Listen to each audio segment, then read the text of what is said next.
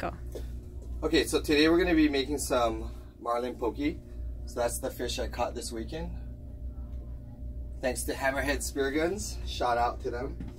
Okay, so first what we did is we diced the marlin into about 1-inch cube. I removed any of the bloodlines and got rid of as much fascia as I could. That's that white stuff right there. And then I have pre-chopped onions and green onions. We have red chili just to give it a little spice. And we have pre-seasoned Ono Hawaiian seasoning. And then you need your liquid, so you have soy sauce and a little bit of sesame seed. So depending on how Korean you want to go, you're going to put more of this and more of that. And then we have ogo from Don Quixote, so just your regular green ogo. And then at the same time, we're going to do some spicy tuna, so that will be in the next clip. Okay, hands are washed and clean, but we're still going to practice safe handling of food.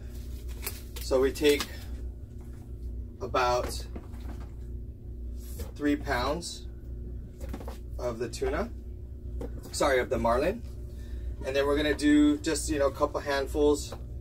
Just kind of eyeball it, like according to how you want it. I'll save some for the spicy tuna, so you can kind of see what we have here. And then how much ogo do you gonna put in? Well, again, that's kind of eyeball. So you want to just kind of cut the ogo into smaller pieces. You don't want it too big. And you can prep all this before too. I didn't have ogo at the food land in town, so we had to go to Don Quixote to get this. So it's just real simple.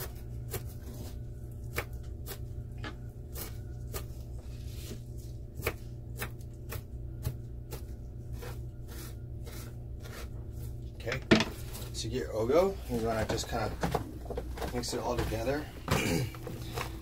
And what I can do right now is just kind of eyeball to see, do we have too much fish or do we have enough fish? Do we have too much ogo? It looks good. Okay, so to me that's kind of where I want it at. And then you want to put some seasoning. And I would go light on the seasoning first, and then you can always add more. But once it's too salty, the only thing you can do is get more fish. So definitely want to add some good handful of chili flake. And this is sesame oil, so it'll give it a nice, it'll make it smooth and it'll kind of come together. So you just kind of drizzle it on here like that. And then always finish it up with some soy sauce. And the reason why I'm doing it right before I serve it is so that it doesn't get soggy, because you want all the onions to be crispy. You still want to bite into it and have that salt kind of pop at you.